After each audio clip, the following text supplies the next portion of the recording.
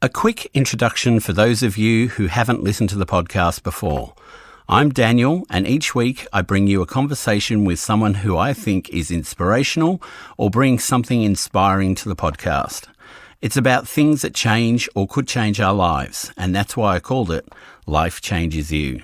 Listen to the range of topics around psychology, mental health, and inspiration, and find out how life changes you. Hello and welcome to Life Changes You.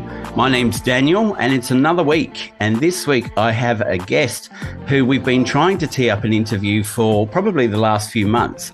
So today I'd like to introduce you to Janja Lalich, who was the Professor Emerita of Sociology and the founder Centre for Research on Cults and Coercion. So how are you? I've said your name wrong, haven't I? That's all right. It's Janja Lalich. It's not an easy name. Yeah. So how are you? I'm good.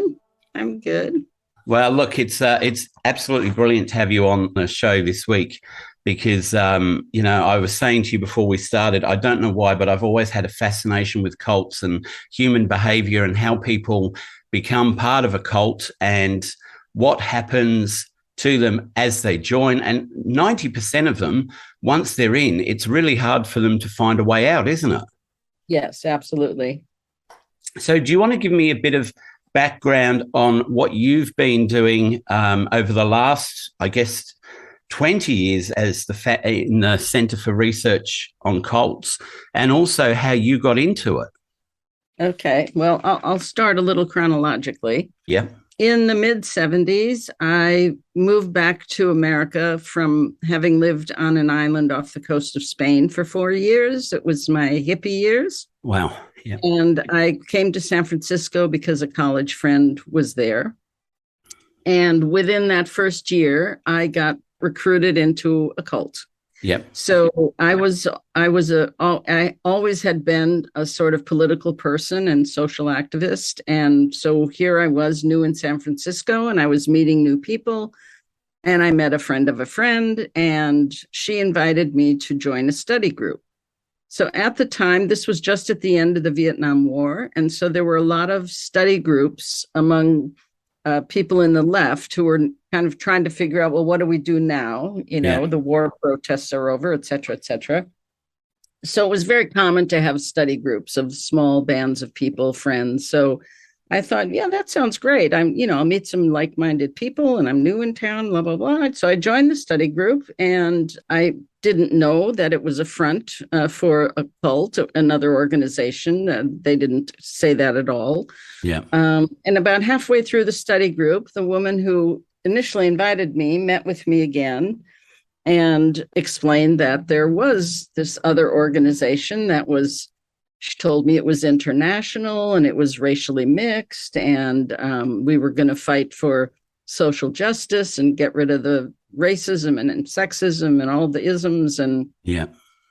So I thought that sounded good. And she said, well, first of all, you can't tell anybody. And so I thought, okay, well, they're being very serious because at the time there were a lot of what were called red squads in the police departments. And people were actually looking for Patty Hearst because that whole incident with the Symbionese Liberation Army had just happened, whether people may not know that history. But anyway, and the woman had me fill out a huge application and then said they'd get back to me. So this is the kind of bait and switch that happens, while you're recruited. So then she got back to me in about a week and said, great, you're accepted. So here's the rules. And so at that point, I was told I had to pick a new name. I couldn't tell anybody. I had to be on call 24 hours a day. I couldn't unplug my phone anymore. In those days, phones were plugged into the wall. And if you didn't want to be bothered, you just unplugged them. So for people who aren't old enough to know that. So I started working with them. And at the time, the organization, it didn't even have a name at that time. And everything was underground. Like no one was supposed to know we existed. But we did like strike support work for unions and things like that. I immediately was asked to be the secretary to the Central Committee. So I would sit in these meetings and, of course, be taking notes on whatever these 6 people in leadership were talking about. And there was a main leader, who was called the general secretary. Yeah. And I'd have to take notes and then type them up and deliver them before the next morning at 6 a.m. So immediately I'm kind of getting into sleep deprivation. Yeah. Anyway, as time went on, I rose up in the ranks. I was always in leadership. I was pretty much groomed by the woman who recruited me, who was the second in command.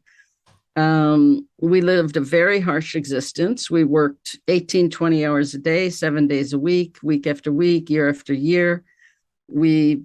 Eventually, I was told to build a publishing house. We had a publishing house. We had a newspaper that we put out every other week in English and in Spanish.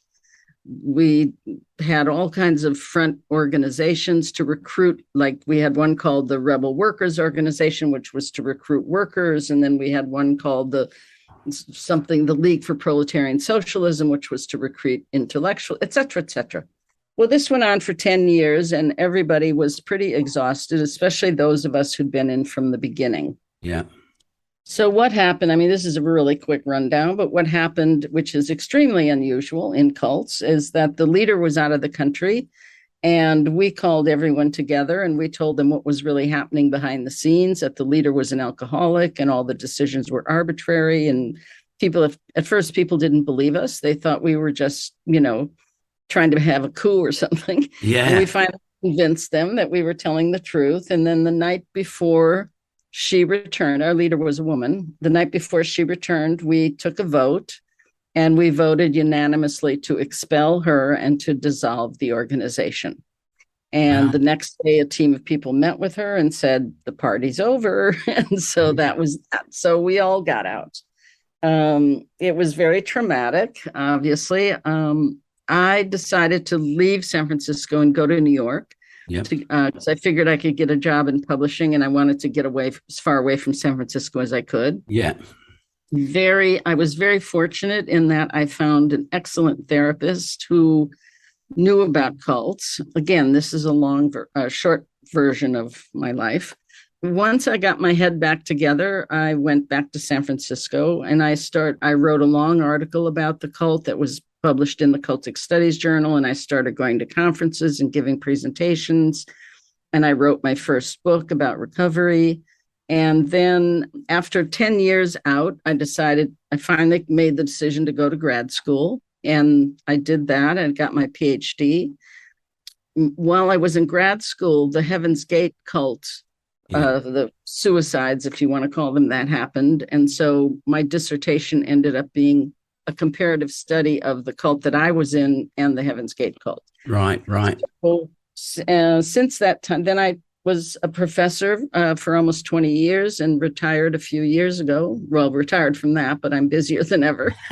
Once QAnon and the anti-vax movement, all that stuff that came with the pandemic, I mean, suddenly my life really blew up all over again with inquiries. Yeah. And so this is pretty much what I've been doing for the last, actually about 35 years, is working with survivors, working with families, giving presentations. I have about 6 books out, and I now have a nonprofit organization that I'm building with a team of people I've been working with so that I can leave behind some kind of legacy, because I'm 77 years old and at some point I'm going to pass, I guess. Yeah. And so I'm going to make sure there's people who can carry on with what I've been doing. Wow, it's fascinating. And it's amazing when you talk and you say how you disbanded and you came out of that, because I guess back then when you left, there wouldn't have been so many people around who had who all specialized in cults and knew how to help people coming out of cults. So I guess you were lucky that you found a really good therapist that could help you. Yes. I mean, it was actually at the time there was a cult clinic both in Los Angeles and New York that were run by the Jewish Board of Family and Children's Services. Right. And the therapists there were trained in, how to understand cult after effects. And so I was just lucky. I mean, neither of them exist anymore. But in the mid 80s, I was lucky and I got a terrific therapist. And because today still one of the big problems for people is finding therapists or social workers who can understand what the hell they're talking about, because most of them are not familiar with this type of trauma. Yeah, well, it is a very specialized sort of trauma, isn't it? I mean, I've spoken to, and I know Sarah Edmondson from Nexium. I spoke to her Oh, yes. last season, and I also spoke to another lady who had come out of a yoga cult in Paris. And this year, I've actually got someone coming on who was part of the Kundalini yoga, Yogi Bhajan. Oh, yes. And she's going to talk about how that was. And she was actually raised in it as a small child. And she was like his, I don't know what, like his princess, I guess. She was in front of him every time he was speaking and on his lap. I mean, look, with that lady, I've been speaking to her for the last 2 years, and we've been trying to put together how we approach this because there's so much in there. And I guess luckily for us, now it's coming to a head and it's a lot more well known, because she was frightened about speaking about it, because what would the ramifications from the people who are still in the cult or still believe in him? What would that be? So and the same thing's happening with Rajneesh right now. I don't know if you've seen the article that was in the London Times about. Is that the orange people?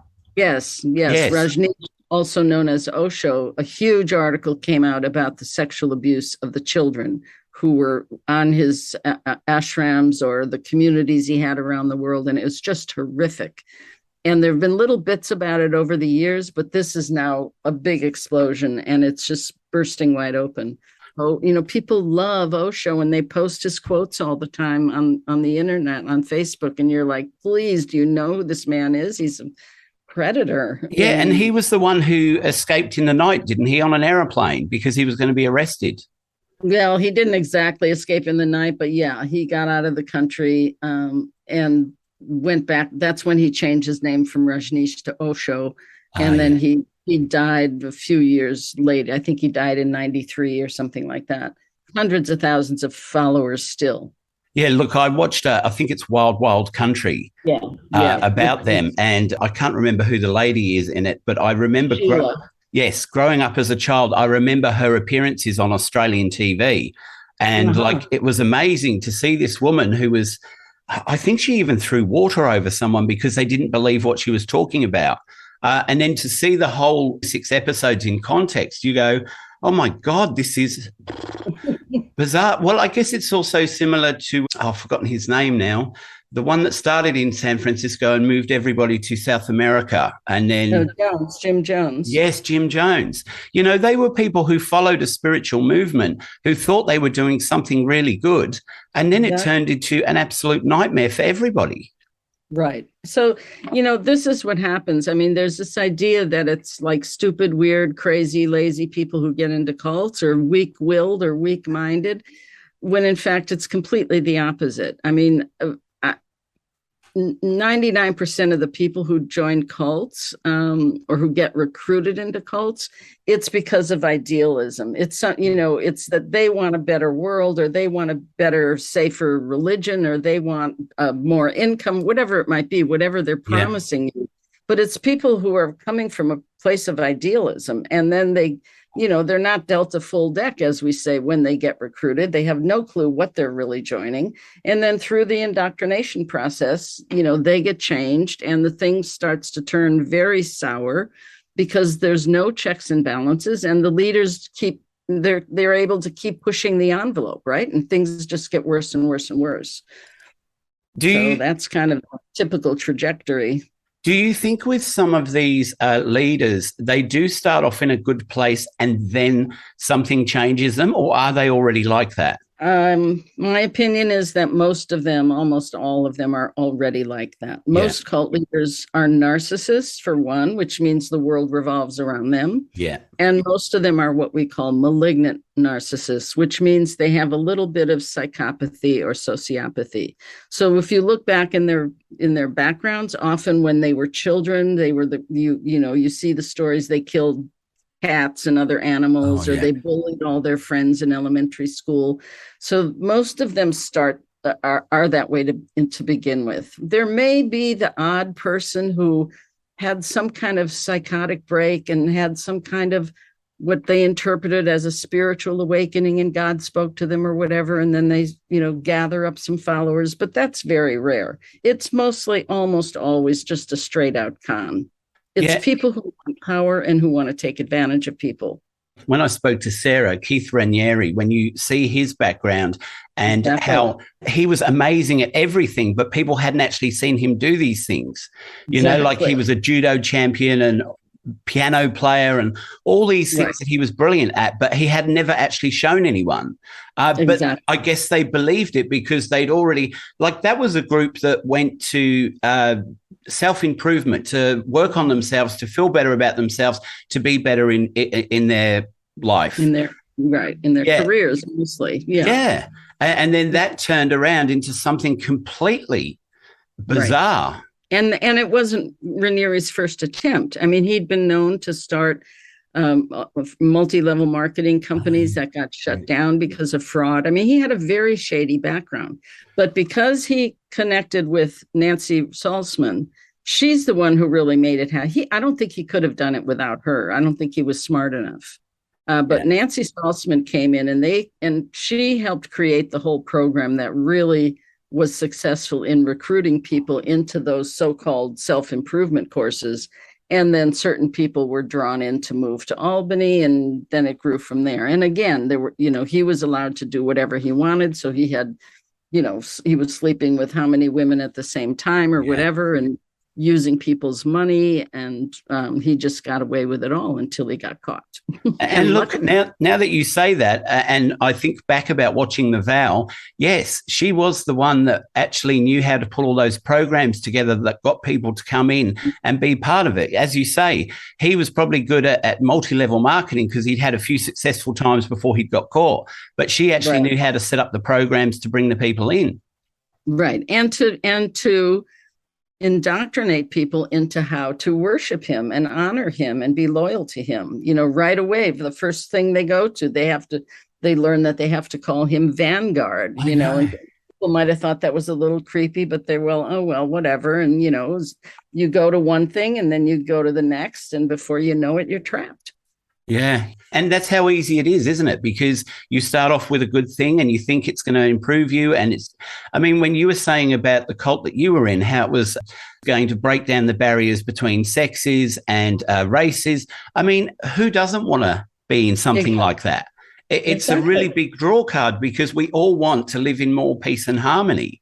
But all of them seem to be like that. I mean, with Rajneeshi, the orange people, I mean, their original thing was beautiful. Watching those people all work together to create a town, and it was amazing. And then you start to see it change and you go, oh my God, these people actually don't realize what's happening.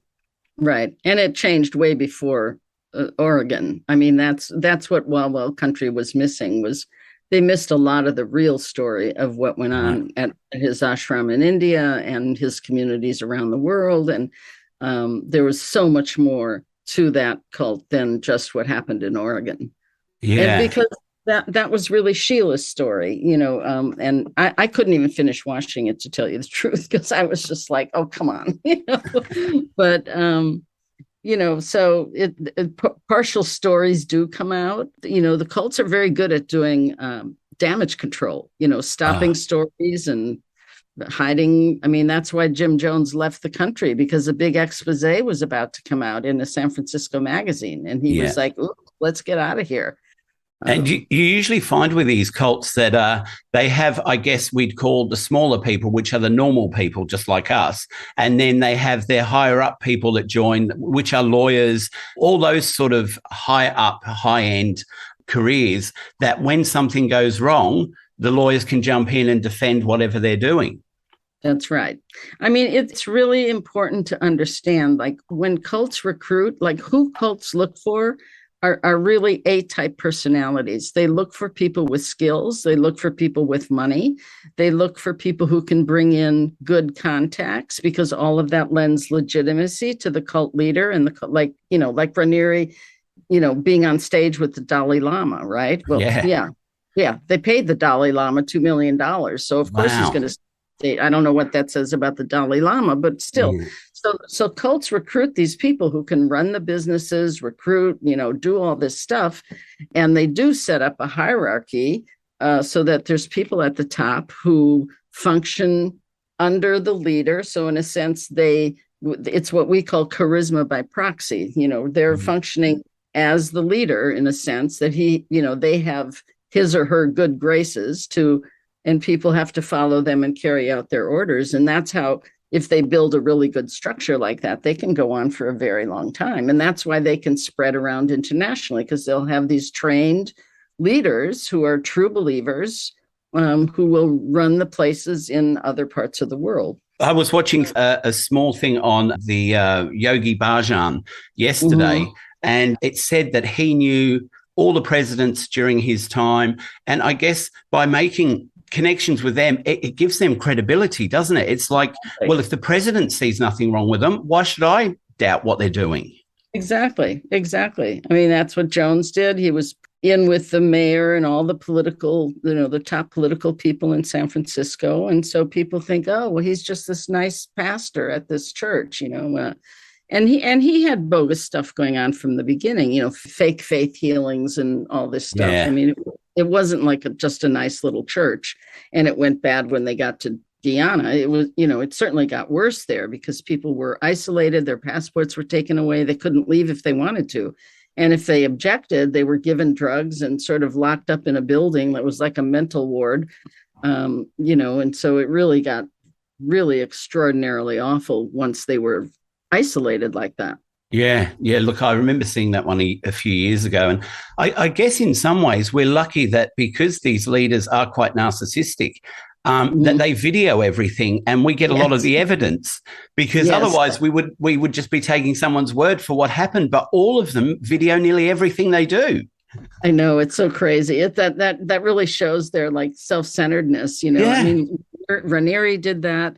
Larry Ray did that, who was the head of the Sarah Lawrence cult. I don't know if you know about that one, but he was tried for very similar crimes as Raniere. He started a cult with his daughter's roommates on the college campus of Sarah Lawrence, which is a very high-end university here in America.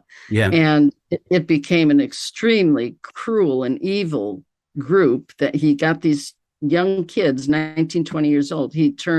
One got turned into a prostitute and had to turn over millions of dollars to him.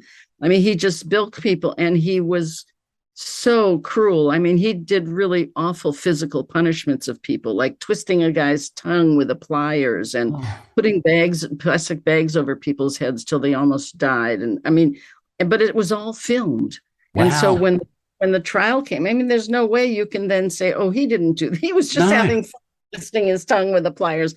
I mean, they can't get, and so he hopefully get the same kind of sentence Raniere did. I mean, he got convicted of all charges. So has he been sentenced to how long he's got to serve? Yeah, no, the sentence happens in a few months, but there is a documentary coming out on September 29th, I believe it is, on the Peacock channel. I don't know if everyone has. It's somehow connected to NBC. And actually, I'm in the documentary. They filmed me a month or so ago. Wow. And so there will be a documentary about him and about this cult. I never thought anyone could be worse than Raniere, but this guy, Larry Ray, he was horrific. Wow. An absolute monster. It's bizarre, isn't it? Could I just ask you, you were saying that when the pandemic hit and you were doing some work around anti-vax and QAnon, what was that about? Well, we were sheltered down for a year, a good year, right? And people were isolated. Some people lived alone. People hardly ever went outside. You had nowhere to go, no one to see. And I think people really got lost on their computers, right? So people spent a lot more time on the internet and got shuffled around with these algorithms. And I don't know what algorithms are, but apparently they shuffle you around. I don't really understand them either. Anyway, people ended up going down these rabbit holes. And, some person who had been absolutely just a good friend or a good uncle or a good family member, suddenly turned into these hardline believers of all these conspiracy theories and the deep state and Hillary Clinton, running a child sexual abuse thing in the basement of a pizza parlor. Oh, yeah. That didn't even have a basement, I mean, just. And so I started getting a lot of calls from journalists and also from families who lost someone to that, trying to figure out, how do we talk to these people? What do we do? And then at the same time, the regular, what I now call the run-of-the-mill cults, because what happened during the pandemic is that the cults on the internet really blossomed. But the run-of-the-mill cults, or the brick and mortar cults, well, that all kind of exploded as well. And I think part of that was the effect of the pandemic and of people, when people feel unsettled, they look for a framework to understand, like, what the hell's going on in the world, right? Yeah. So for some, it's going to be, oh, this is Armageddon, right? And they're going to go, get involved in some kind of fundamentalist Christian group or something. But when people are unsettled like that, and when societies are unsettled, that's when cults can recruit like crazy, because people are looking for help. They're looking for answers, right? It's like, what's going on here? And so both the internet cults and the internet conspiracy stuff and the regular old cults just blossomed like crazy. And so I can't say my phone rang off the hook, because it doesn't work like that anymore, but my internet exploded with emails. And it hasn't stopped since then. You're right, because I remember during the pandemic, I think here, we're in Victoria, Australia, we were locked down pretty much on and off for 2 years. Exactly. And I remember seeing a news report, it might have been online or it might have been on the TV, about QAnon, and a couple of guys from Victoria speaking about it. And they were like, well, I was locked in. I didn't have anyone to talk to. I spoke to some friends on the phone, but after a while, you sort of ran out of things to say to your friends because you were all locked down. And then I started looking for things, and I found this group, and it seemed to be really interesting. And they had different ideas to how I thought. And then before I knew it, I was in this thing where I'm like, what the hell have I done? Why am I here? What? This isn't me. And I think our ex-prime minister, Scott Morrison, was actually friends with one of the top people in QAnon in Australia. Or by association, because there was some footage that came out of them together, and then he was saying, oh, no, we're just, I knew him, but I don't know him. I haven't seen him for so many years. The same with Hillsong. Do you know the Hillsong Church? Mm-hmm. Yeah. Oh, yes. So Brian, I can't remember his surname, but he was good friends with the Prime Minister, Scott Morrison. And Scott Morrison said, I haven't seen him in 4 years. And then there was footage the year before of him on stage at Hillsong singing and giving a speech, Yeah, there you go. Yeah, and I watched the documentary on Hillsong, and all of these things seem to be trying to recruit as young as they can to indoctrinate. Indoctrinate. Yeah.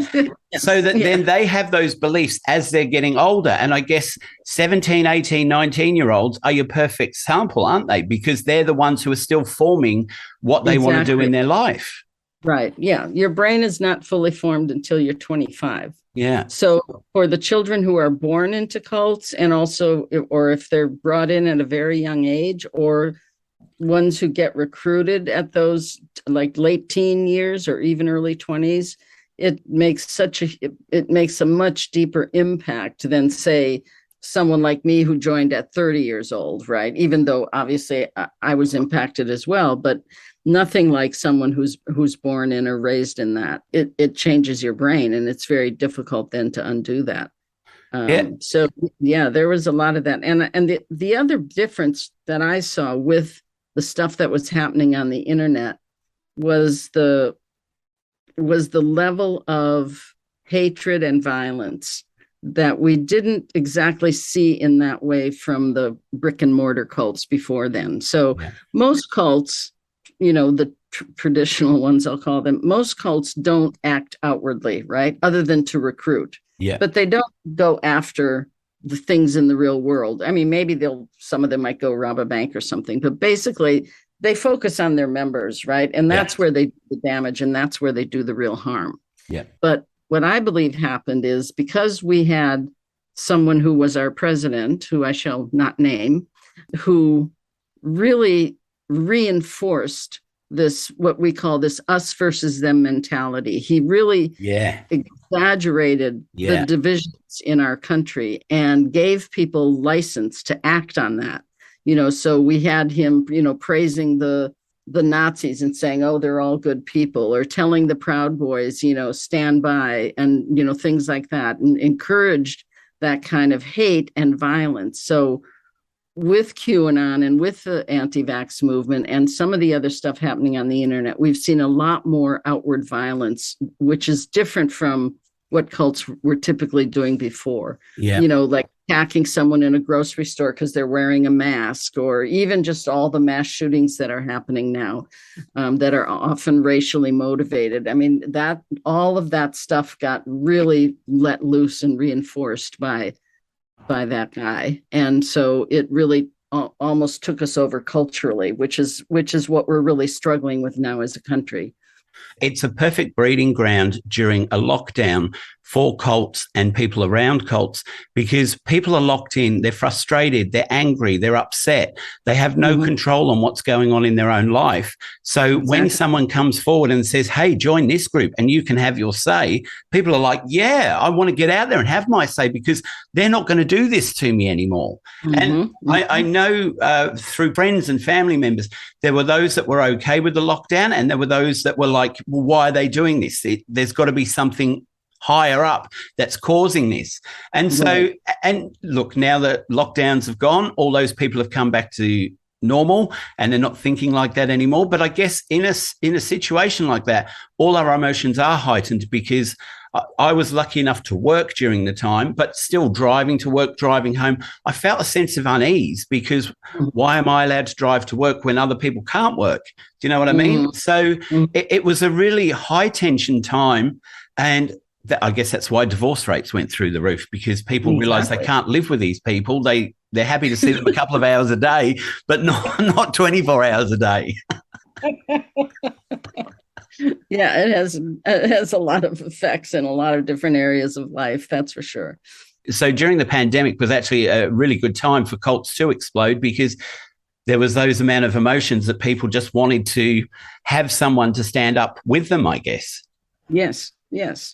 I mean, and it has to do with why people end up in cults to begin with. I mean, we're all, we're all social animals, right? We all want to be part of something. We all want to belong. We all want to have family. We may not express it in exactly those words, but those are our normal, natural human instincts. So joining something, is not like, oh, this is a crazy person, they're joining something. No, I mean, that's a natural human thing.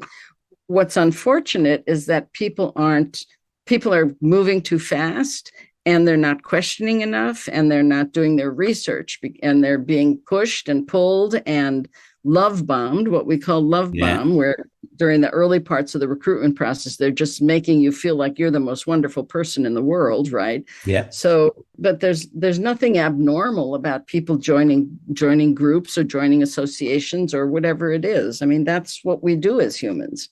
I was just going to pick up, with the orange people, I remember in that they actually targeted homeless people and drug addicts to make them a bigger group. But also they were people, they were easy pickings, weren't they? Because to offer someone who's got nothing, a home, food, stuff like that, I mean, that's an easy way to come in. Right, exactly. Yeah. And so they brought in all those people so they could vote, in the local election, which is what they were trying to take over. Yeah. So they brought them in school buses or something. Yeah. Yeah, absolutely. Do you want to tell me a little bit about what you found out about Heaven's Gate? Because I think, look, I can't think off the top of my head of any other cults that believe in aliens and where we came from and stuff like that. I think most cults are either religious cults or, as you say, narcissistic people who want to have control over people. But Heaven's Gate was this belief that they were preparing to go off into a spaceship and go off to another planet, weren't they?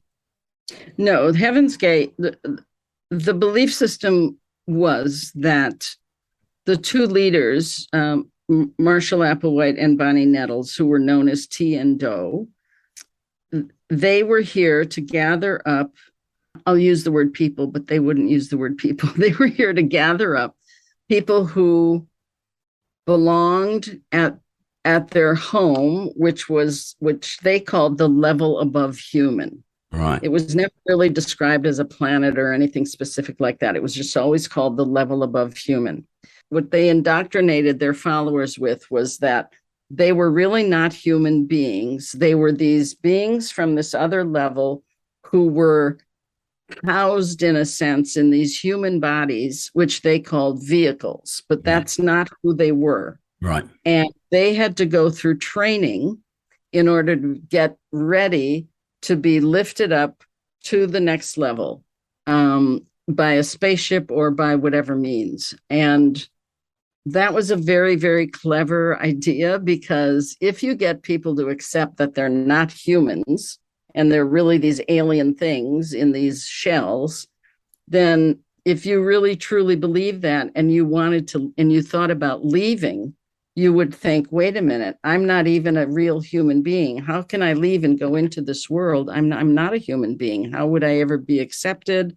How would I survive? Right. So it's a really good mind twist and a good glue to keep you there. And so everything they did after the first few months of their founding, which started out really kind of loosey-goosey in the woods, but then they've created what they called the class. And this is where their training was supposed to come in. And that's when they all had to wear these same uniforms that looked like kind of like someone would wear on a spaceship, or they had to all look alike, show no sexuality, no gender. Bonnie came up. Bonnie was actually the leader, and which I think most people didn't understand. And Bonnie would come up with these crazy diets for them to be on, like eat nothing but carrots for a month, or they'd have to spend time with bags over their heads.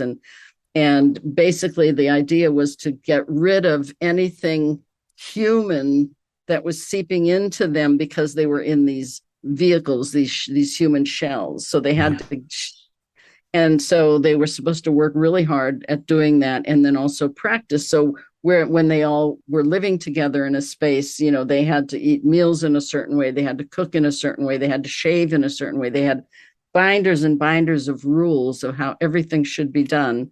And a few people, after they basically used up a lot of money of some of the members who had money from their families. Yeah. So some people were allowed to go out and work.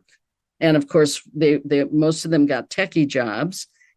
And they, when they were at work, they just never talked about who they were or what they did. And all the techies, especially back then, I guess everybody thought they were kind of geeks and weirdos. So it's unusual.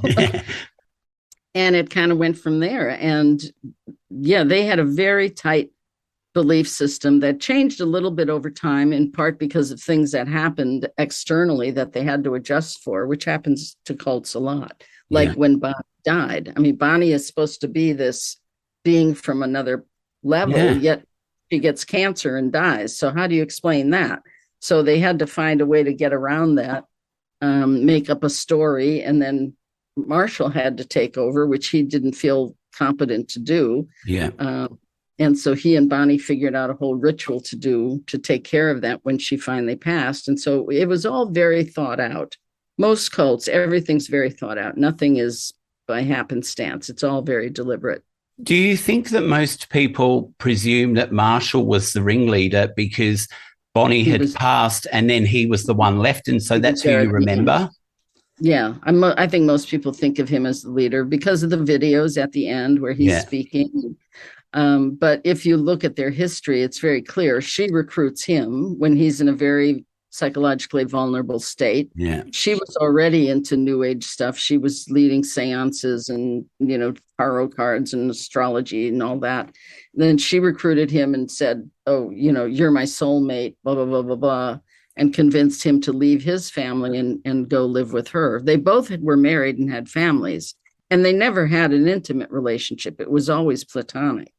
But she was the one who really came up with all this stuff. But he was the one also, when they would go out and recruit, like they would go to college campuses and places like that where they could find people interested in, back then, we're talking the 70s, the late 70s, they did most of their recruiting. And everybody was into UFOs then and all this new stuff. And so that wasn't unusual. I mean, this is why when we look at cults, it's really important to look at the context, like what was going on in the society at the time, So now when the ending came and he's on TV with his bald head, people think, oh my God, what a kook. But he started out as a very handsome man with a thick head of hair and deep blue eyes.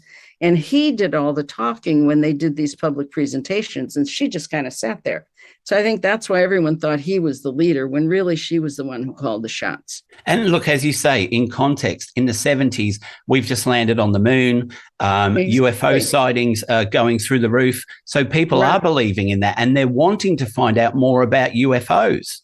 Yes. Oh, yeah. That was a big thing back then. Yeah. Yeah. So the perfect time. The men also, was it that they removed their testicles? Some of the men did get castrated, and that happened quite toward the end. And I don't think, from what I understand, it wasn't really Marshall's idea. I mean, one of their rules was that they were to get rid of any sexual urges. And I think that the guys in the group had a harder time with that than some of the women, right? Let's face it. And so there was especially one guy who was kind of the most gung-ho follower. He was always like first one up, blah, blah, blah, blah, blah. And I think he really helped generate this idea that if they got castrated, that would be a way to get rid of these human urges that they were still having. Yeah. And he may have been the first one to have it done. And Marshall went along with it. I mean, Marshall himself was gay before all this happened, and was leading kind of a closeted life in Texas, coming from a very religious family. And he was, charming, charismatic. He was a choir teacher at a college, but had been in operas and different things, was very charming and skilled, and had a family. So I think because of his own struggles around his homosexuality is a lot where the genderless idea came from. Yeah. Because that had been a struggle for him as a young adult, or even an older adult. So that was perhaps his contribution. And she, the other thing that really I thought was very revealing in the kind of the duplicity of it all was that during that whole time, Bonnie was writing to her daughter back in Texas and saying, do the right thing, go to college, have a career. Now, if she really thought the earth was going to be coming to an end, which is part of the belief system, wouldn't she want to recruit her daughter to go with her? I mean, why would she tell her daughter to do the good old American thing? And so I just think that's a really telltale sign that she didn't believe one iota of it. No. Just all a scam. Yeah. And they made quite a bit of money from it as well, didn't they? Well, they went gambling at the casinos in Las Vegas. We know that. So can I ask you then, what is the difference between a cult and a religion? Because I think there is a very fine line between religion and a cult.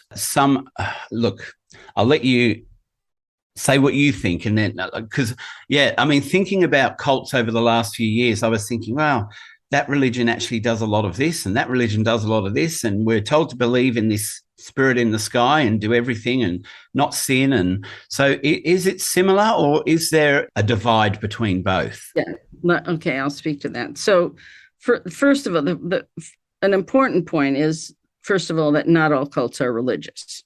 Yes. Yes, there's cults of all kinds. Yeah. But if we want to look at religion and cults as a comparison, to me, the big difference, well, first of all, I'll say there are probably some extreme ends of some religions that appear very cultic and do have some of the same characteristics. That to me doesn't mean they're a full-blown cult, but they have a lot of the characteristics, because what cults do isn't that unusual, right? I mean, it's just doing everyday things of controlling people and influencing people and having rules and ways to live and behaviors, etc.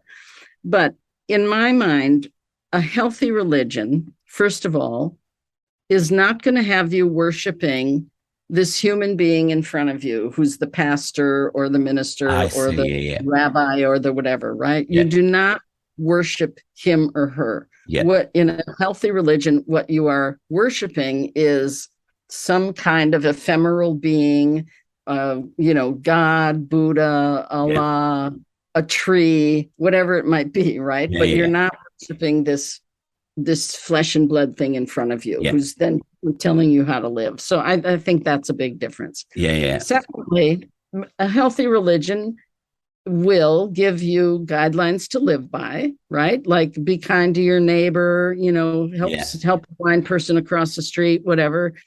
But they aren't going to check up on you and make sure that you do it. Yes. Right. So they're not. So they may say, if we take the Catholic Church, which is because I get asked about the Catholic Church all the time, and it's probably one of the closer ones. And again, it's going to depend where and which church and which town. But say the Catholic Church says you don't use contraception, right? Yeah. Nobody from the Catholic Church is coming into your bedroom at night checking to see if you're using contraception or not, right? Yeah. That is a big difference. Yes. Also, if you a healthy religion, if you leave that religion and decide not to go anymore, you are not shunned. Whereas in most cults, if you leave or if you get kicked out, you are shunned and you are not allowed to be in touch with your family if they're still in. You're usually denounced in some way. People will pass you on the street and like you're a dead person and not see you, right? So I think that's another big difference. Yeah, huge. And, a healthy religion may ask you to tithe a certain amount of money each month. I don't think they will kick you out if you don't make it, if you don't have it. Yeah. They don't take everything from you. Yeah. And most cults will take everything from you in one way or another. Yeah. So I think there's a lot of big differences. And I think we need to be careful because people will say, oh, that religion's a cult and the Marines are a cult and the government's a cult. If we start calling everything a cult, then nothing's a cult and it loses its meaning.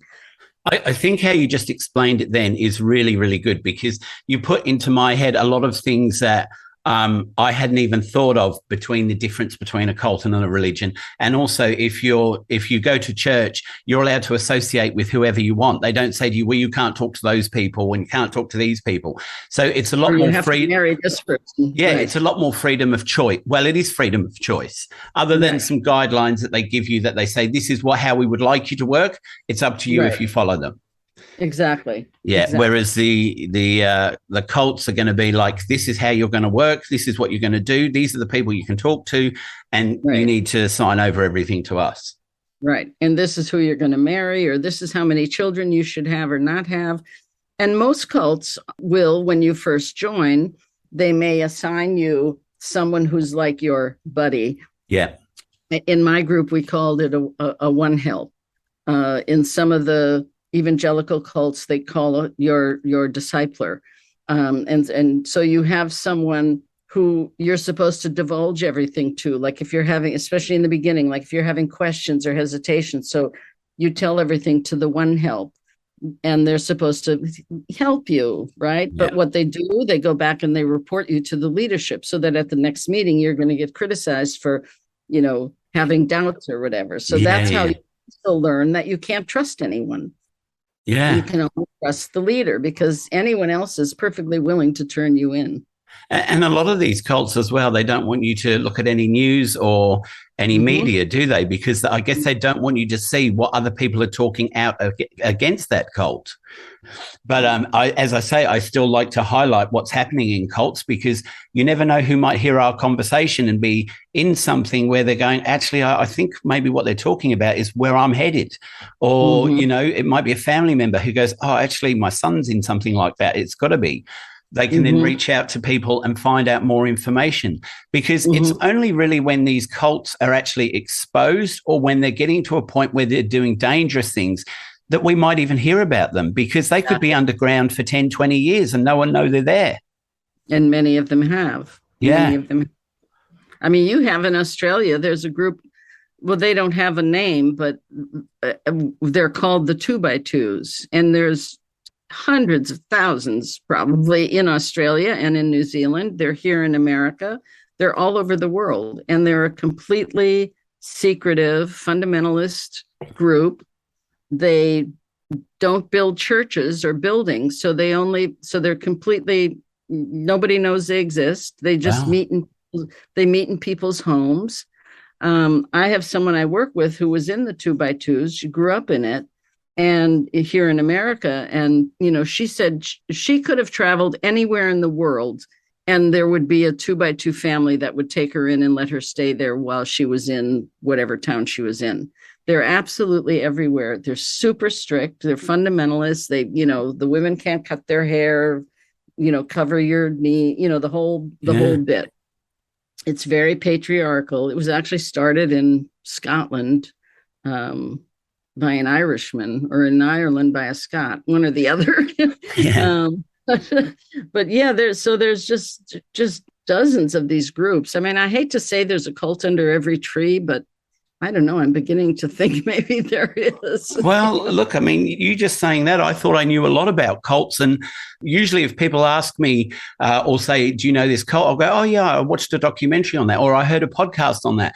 But that's one that I've never, ever heard of. I mean, last night I was just watching a documentary. I watched the 3 or 4-parter a couple of months ago, and I just watched another one last night on Teal Swan.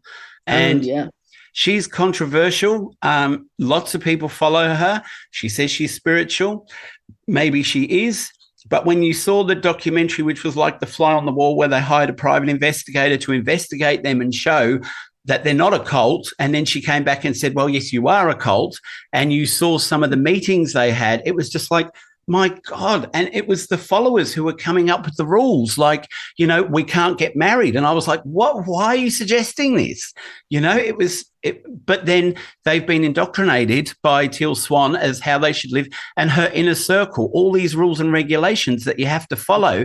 But then if you just saw her in a YouTube clip, you'd go, wow, beautiful woman, talks well, knows what she's talking about. This idea she's saying, which is probably a 5-10 minute video, wow, amazing. But when you look behind the scenes, you go, oh my God, people need to stay away. Right. And I've known about her for years. And so I've just been so delighted that suddenly there have been these documentaries and podcasts and other things that have come out about her, because, well, yeah, she's been around for a while. Yeah, it's certainly eye-opening. And as I say, most documentaries either on someone who's killed someone or a cult, I'm usually drawn to it because I want to see, why it happened, how it started, why these people stayed, how they got out, how they were able to, de-associate themselves with it and continue on and have a great life. And I mean, I know that's not everybody who leaves a cult has a great life afterwards. Some people, it would take years and years, and some people take their lives. But there are those ones that manage to change their life around when they come out. Yes. It takes time and it takes work, but it's certainly doable. Yeah. Absolutely. Look, I have had the most fascinating chat with you today. Since we first connected, I wanted to speak to you because, as I said, I've got a fascination with cults and people, and you are an absolutely fascinating person. It was absolutely brilliant. Thank you so much. Thank you, Daniel. And just, I'll be back anytime. Just you have to chase me down for a few months. Well, I would love to have you come back early next year because there's still so many other cults that we could discuss and why people join them. And it's absolutely. It was fascinating. Thank you so much. Well, you're welcome. You're welcome. Thank you, Daniel. All right. Bye-bye. Bye-bye. Well, that was another episode of Life Changes You. If you liked it, please share it with your friends and share on social media and subscribe. Remember, you can follow us on Instagram and watch live conversations on Wednesdays and get daily updates. You can also follow the YouTube channel and watch live conversations and listen to the podcast from there. Keep sending in your emails and messages as I love reading them and interacting with you, and I'll always respond to you. So until next week, take care of yourselves and each other.